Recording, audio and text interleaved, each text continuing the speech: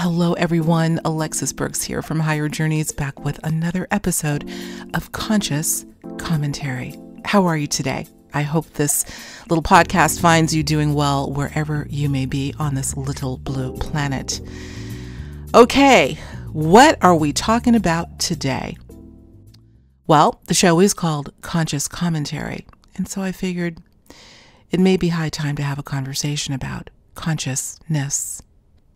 I don't know that we've ever done, certainly not interestingly, a conscious commentary on just the subject of consciousness, because it is such a vast subject, a mysterious and elusive one for sure, and yet a concept, an idea that permeates this field that we call consciousness field. It's now a field, but all of the subjects that we cover, including particularly now, the idea of the ET and UFO phenomenon.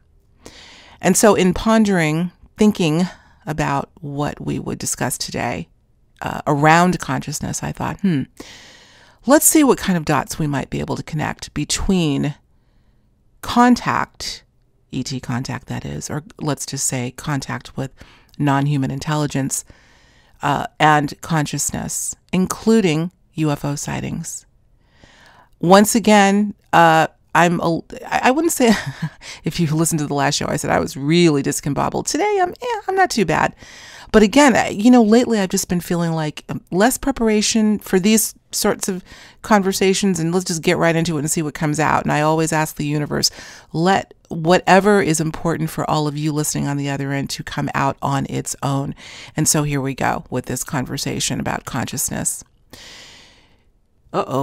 This is, I got to tell you, we're about to have a major storm here. And so I'm hoping that we just had a brownout. That was weird.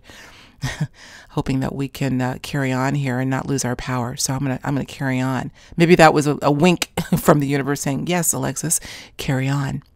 So here goes. Consciousness, contact, and the extraterrestrial presence. I don't know if you heard our show just last week with Billy Carson of Forbidden Knowledge. What a fantastic exchange we had where we covered not only Billy's great work in his, meeting out all of the mysteries of this world, and he's doing a pretty darn good job of it through his study of ancient civilizations and quantum mechanics and anomaly hunting, etc. But we talked about his landmark, I would call it a landmark, and trajectory changing or paradigm changing experience in 2009 in which he was, as he described, confronted by two gray aliens. I don't know that this is the first time he spoke about it. I think he has brought it up. He wasn't sure, but I was nonetheless gratified that he was willing to talk about it again on our show, or talk about it in great length.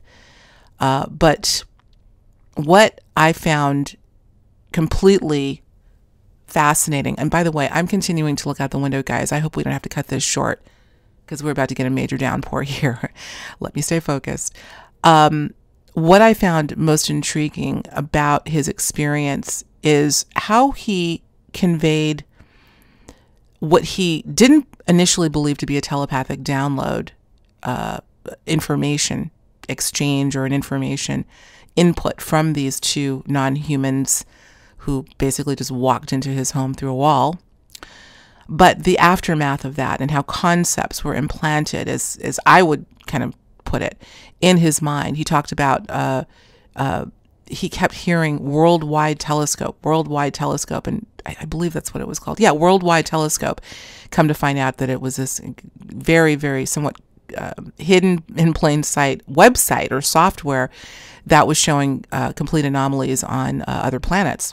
And by the way, there is a link to the worldwide, I think it's worldwidetelescope.org, where you can now download an updated version of this very interesting thing. Nonetheless, that concept, other concepts, his thirst for quantum physics and mechanics, his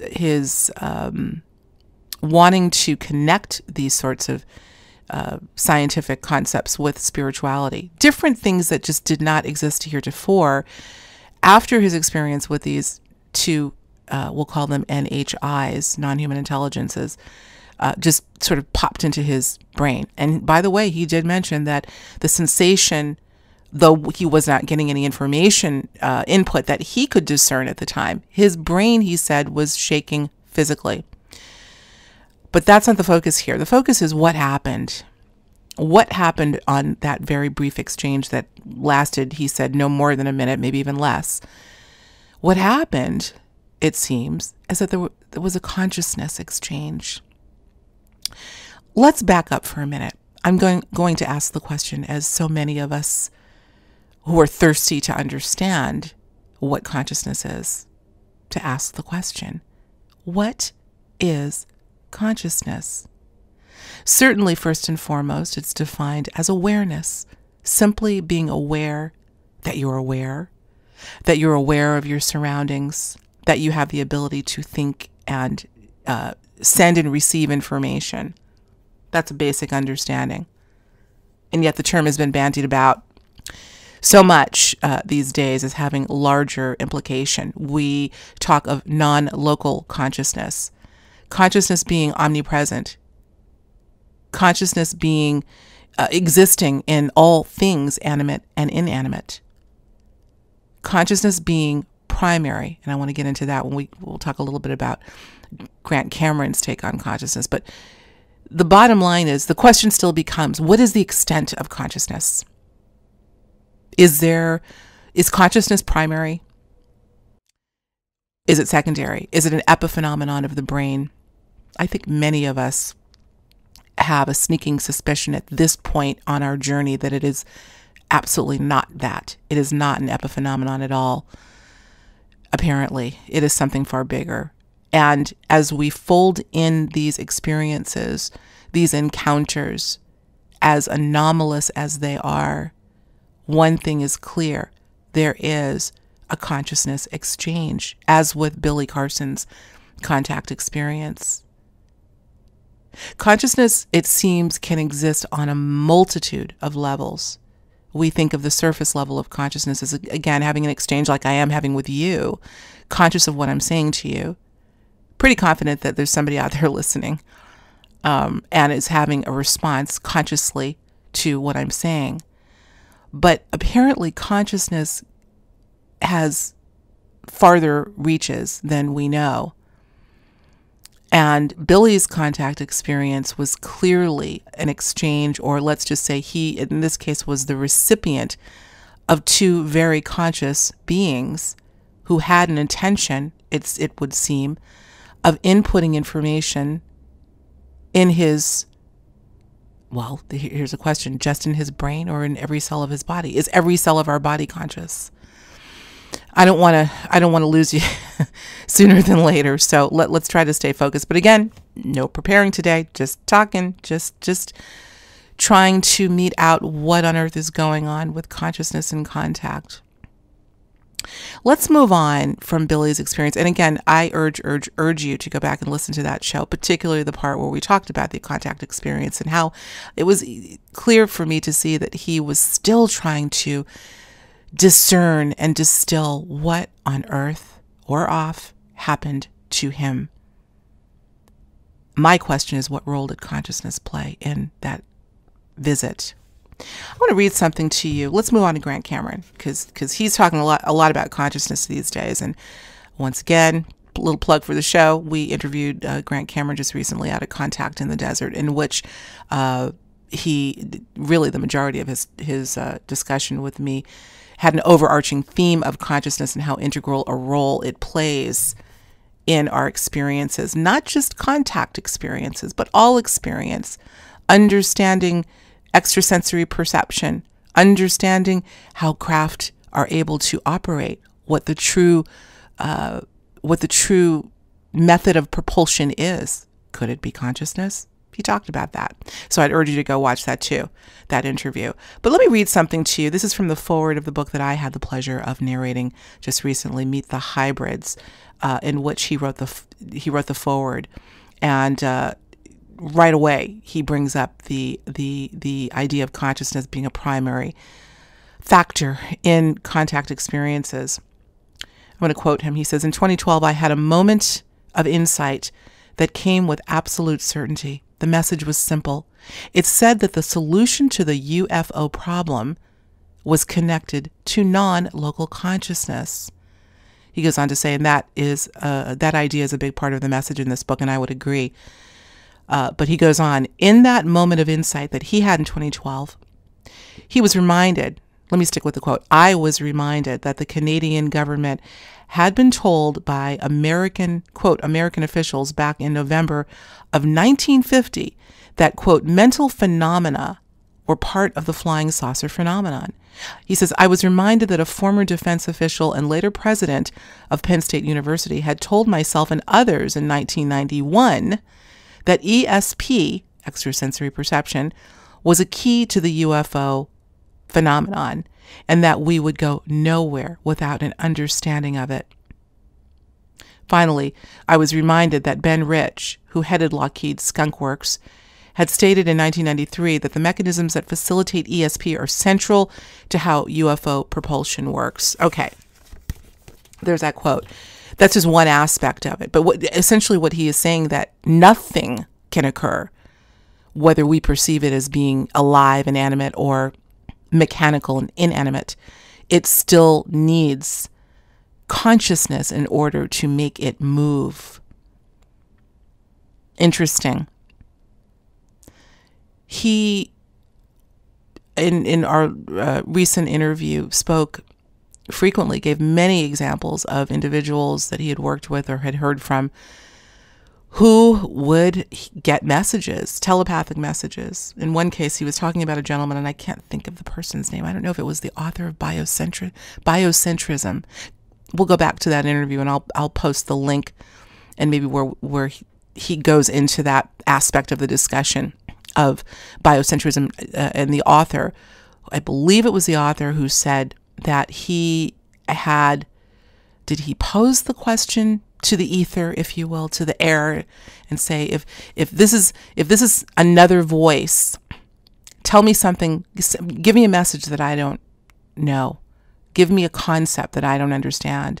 And I believe the concept was simply biocentrics. And he later got confirmation of that, blew him away. This later became the author of, I believe the book is called Biocentrism. I could look it up, but we'll have a link to it. So Grant gives several very poignant examples of individuals who were having a sense that there were and are other consciousnesses, if that's a word, that are constantly interacting with us, but are sort of testing the waters to find out how far this goes. When I'm praying, let's say you're praying to whatever you'd like to call it, God, universe, and you're asking, do you hear me? I can tell you a story about a prayer that I said, and this was a prayer many years ago, of which I was up in arms about something and questioning something, looking for a solution to something. And I'll never forget, I looked out my window and I said, God, if you can hear me, can you please let me know? Please, I need to know that you can hear me. And here's what happened. I went over to a friend's house, somebody that I at the time knew quite well, who had this tendency to be somewhat psychic. We weren't talking about my prayer. We weren't talking about anything of substance, if I remember at the time. And all of a sudden he came out and he said, Alexis, out of the blue, guys, he said, Alexis, your prayer has been heard. Your prayer has been heard. You can only imagine. I stopped. I said, what did you say? He says, I have no idea where this is coming from, because it came out of context for what we were talking about. Your prayer has been heard. At that moment, I knew that there was something integral to consciousness going on, and moreover, non-local consciousness. What does that mean? It means that consciousness, however it's expressed in the form of words or thought or music or touch, does not exist within the confines of space and time. Quite the opposite, actually. It can. It can surface within what we call linear time and here to there space. But oftentimes, and perhaps most powerful, it does not abide by the rules of time and space. It does not observe material reality as much as it traverses non-material, immeasurable, the infinitude. So when you have example, when you experience things like, in my case, the prayer, it's interesting that I asked God, I think at the time I like using the term universe. It resonates with me, but nonetheless, the source, please tell me, please let me know if you can hear my prayer.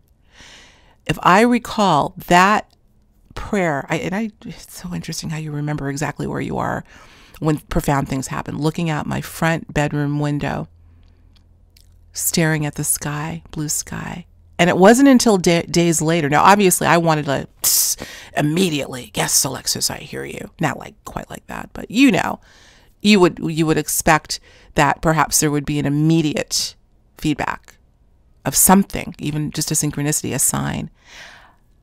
My friend that said, Alexis, by the way, your prayers have been heard, that came days, it could have even been a week or more later, which proves to me, shows me, intimates to me that time and space, consciousness does not play by those rules. And so all of us that are of consciousness also can, let's just say, play outside of those rules, including non-human, and maybe especially non-human intelligence in the form of extraterrestrial, extra-dimensional, interdimensional.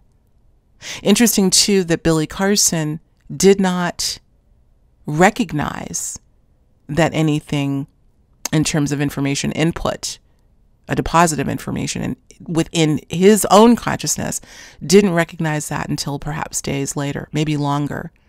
So again, time is off the table here.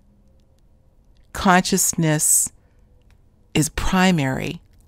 There is nothing else. I'm reminded of a quote that the channel, or I suppose the channel would be Jane Roberts, who channeled the Seth material, that vast work that lasted probably a couple of decades, of which I studied voraciously back in the late 90s into the early 2000s, said essentially and simply, consciousness creates reality, not the other way around.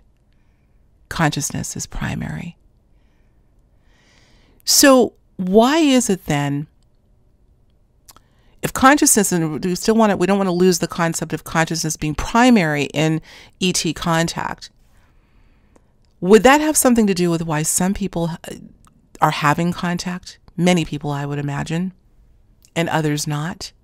And so going back to Grant Cameron, something that he said, I believe in our last interview, based on a question that I had posed, he said, well, I suppose it depends on the level of consciousness one has that determines how that contact will happen, or if a contact will happen. We were also talking about synchronicity, and he seems to think that these experiences, including synchronicities, does depend on the level of consciousness that we are at. That's what he said.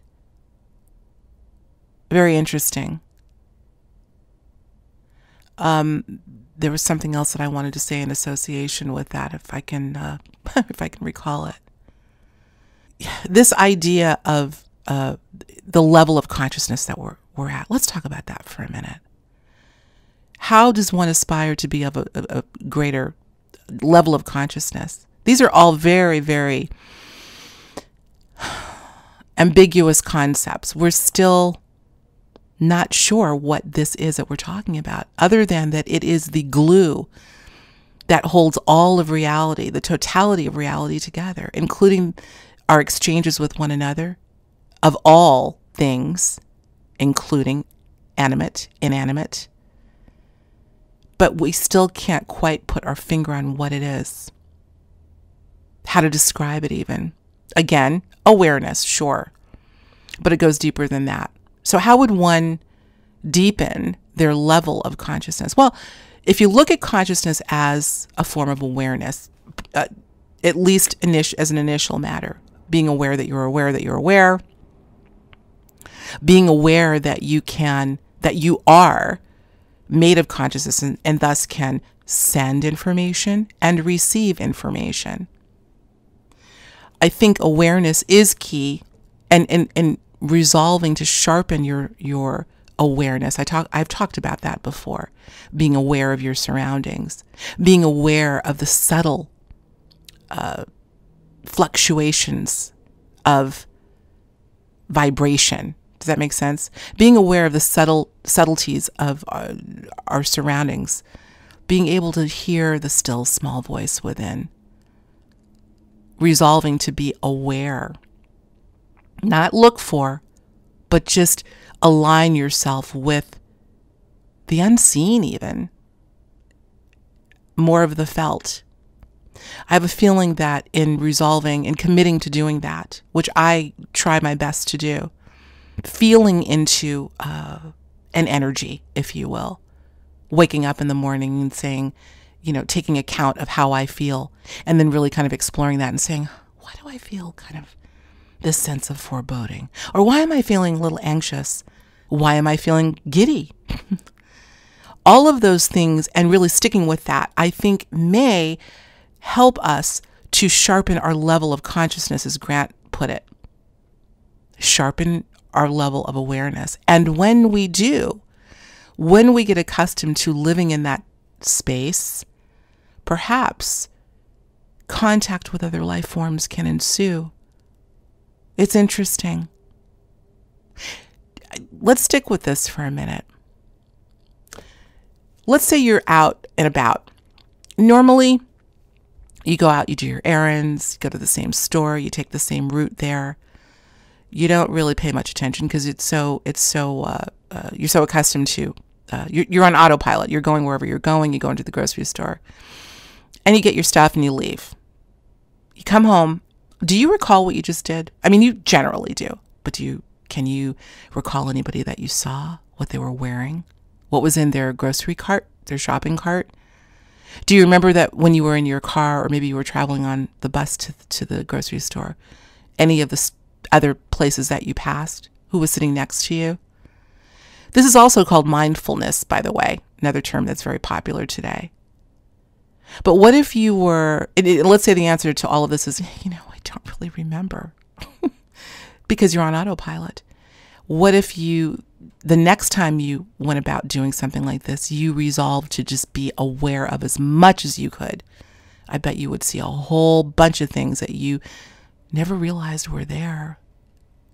If you could get yourself into a mode, I should say, of behaving that way, I have a funny feeling that you may be priming yourself for an extraordinary experience that could include contact with extraterrestrial intelligence or non-human intelligence.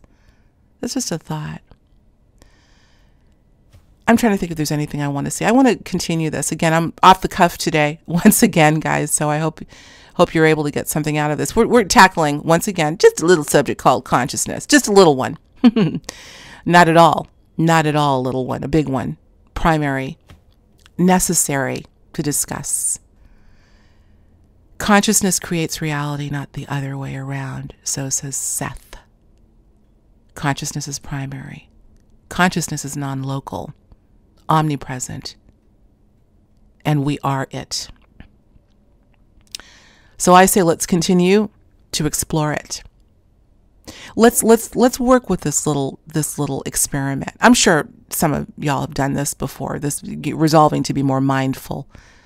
I don't know if I like that word, mindful. Just conscious even just on the smallest things. I'm not the first to talk about this. I won't be the last. A lot of people have made reference to this, but I have a feeling that may be a way of sharpening our acuity, of sharpening our consciousness, deepening our level of consciousness. And when we get in the habit of doing that, other things maybe, in people, other intelligences may be more apt to converse with us. Okie dokie. I'm going to shut it down for now. But before I do, listen. Hello, Wajipa Chongwe. Wajipa Chongwe. Please tell me I'm saying that right, my dear. What a lovely individual. What a lovely soul. Member of our Higher Journeys audience who, from the Netherlands, from Amsterdam, I believe, who just sent me the most amazing, amazing sample of her artwork. Thank you, my dear. I am so touched that you sent me this. Maybe I can take a picture, or at a minimum, I'm going to put your website up. wajipachongwei.com. An amazing artist, musician, and a beautiful soul who has been a member of our audience for quite some time. Beautiful art with a message. Inspirational, for sure. The website's great, by the way. And she's got a great little get-to-know me video on her website that really gives a backdrop for the inspiration for her art. She has a great history in terms of her family, her lineage, and how she was really brought into a world of creativity. I'm sure it was from the very beginning. But I want to thank you publicly, Wajipa, for the beautiful piece of art. And she sent me they look like note cards with some of her artwork, as well as a beautiful book. So again, I want to say thank you. I appreciate you all so much. These may be just words coming out of my mouth, but I hope you can feel the sentiment behind it, because I get so touched hearing from you, knowing that you are in resonance with some of what I have to say. And I with you. We're on a journey together, for sure. And it feels so good to know that this is a community that is passionate and not willing to let go of the dream of who we can really be. Conscious, infinite beings. And so with that, I want to say thank you from the bottom of my heart. I will talk to you all soon. Listen, we've got a great, a little shout out for our next guest, William Buhlman, out-of-body expert, author of many books, including another one that I got to narrate for he and his wife, Higher Self Now. We're not going to talk about that. I think there's some other stuff on the plate he wants to talk about. We haven't had him on for, gosh, maybe a year or more. So stand by. I believe that will be our next show next Wednesday, July 25th. William Buhlman, OBE expert. All right, gang. So stand by for that. Listen, always a pleasure to talk to you, and always a pleasure to contemplate with you. Let me hear from you as always, and we'll continue this conversation too.